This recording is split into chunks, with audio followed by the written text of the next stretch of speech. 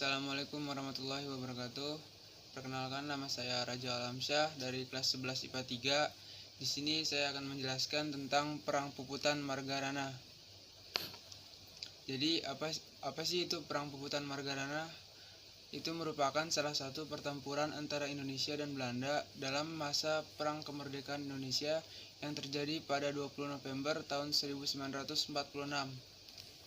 Pada pertempuran ini dipimpin oleh Kepala Divisi Sunda Kecil Kolonel 1 I Gusti Ngurah Rai, di mana pasukan TKR di wilayah ini bertempur dengan habis-habisan untuk mengusir pasukan Belanda yang kembali datang setelah kekalahan Jepang, untuk menguasai kembali wilayahnya yang direbut Jepang pada Perang Dunia Kedua, mengakibatkan kematian seluruh pasukan I Gusti Ngurah Rai yang kemudian dikenang sebagai salah satu puputan di era awal kemerdekaan, serta mengakibatkan Belanda sukses mendirikan negara Indonesia Timur atau yang sering disebut NIT.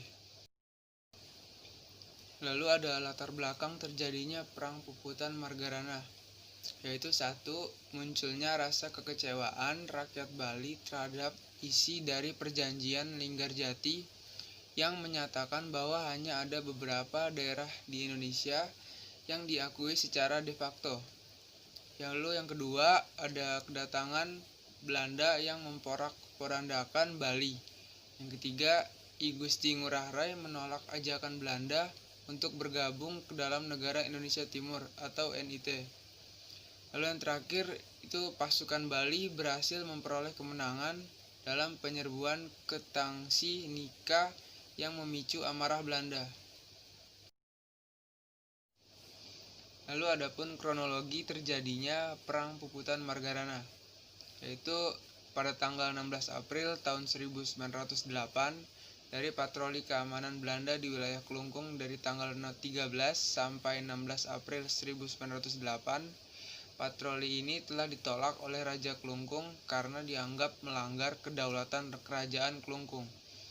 Belanda berpendapat bahwa patroli ini harus memeriksa dan mengamankan tempat penjualan opium karena monopoli komersial opium yang dipegang oleh Belanda. Lalu adapun kronologi selanjutnya, yaitu pada tanggal 17 April tahun 1908, gel-gel serangan balik Belanda.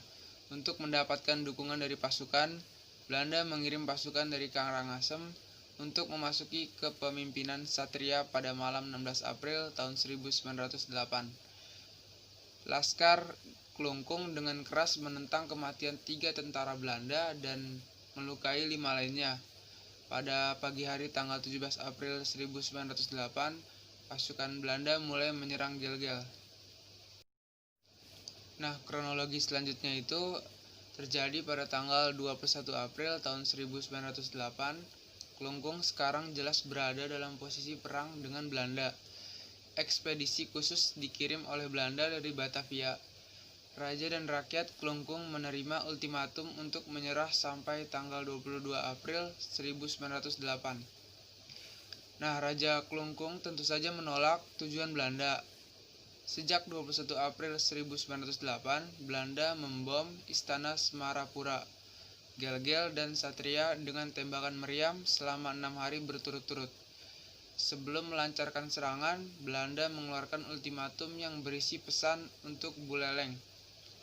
Isi pesannya yaitu, pertama, kenali pemerintahan Belanda, yang kedua, hak tawanan terumbu harus dihapus, dan yang terakhir, melindungi perdagangan Belanda.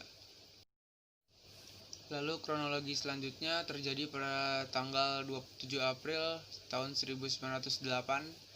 Ekspedisi khusus dari Batavia tiba dengan kapal perang dan senjata lengkap di perairan Jumpai pada malam 27 April 1908. Dari kapal, Belanda kembali untuk memberikan ultimatum hingga siang hari. Raja Klungkung menyerah tanpa syarat. Raja Klungkung menanggapi ultimatum dan meminta 5 hari untuk bernegosiasi dengan pejabat senior kerajaan. Belanda menolak permintaan itu dan Klungkung ditembakkan oleh meriam dari kapal. Nah, kronologi yang terakhir itu terjadi pada tanggal 28 April 1908. Perang dimulai. Karena senjata yang tidak seimbang, Belanda mampu mengendalikan Kusamba dan Jumpai. Meskipun penduduk desa itu menentang dengan keras, perlahan pasukan Belanda melonjak menuju Kelungkung. Istana Semarapura dikelilingi Cokorda, Gel-Gel, dan Dewa Besar Gede Semarabawa meninggal di depan tentara Belanda di benteng selatan. Berita ini mendorong istri muter Dewa Besar dengan putra mahkota Dewa Agung Gede Agung untuk turun berperang setelah Ibu Ratu. Dewa Agung muter semua berpakaian putih siap menghadapi kematian. The Great God muter dengan putra mahkotanya akhirnya mati.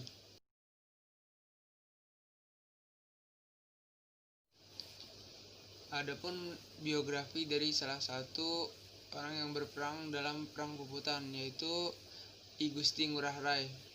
Nama aslinya adalah I Gusti Ngurah Rai, beragamanya adalah Hindu, tempat tanggal lahirnya di Badung, Bali, tanggal 30 Januari 1917.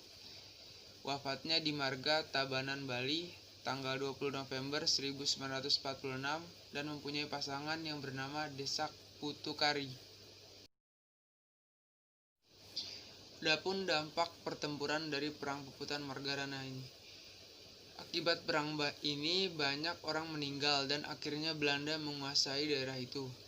Tapi tetap saja apa yang I Gusti Ngurah Rai lakukan adalah hal yang benar, karena akan lebih baik mati setelah perjuangan habis-habisan daripada tidak berusaha sama sekali.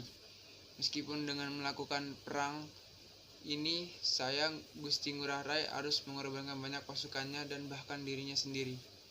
Itulah sekian presentasi dari saya, kurang lebihnya mohon maaf. Assalamualaikum warahmatullahi wabarakatuh.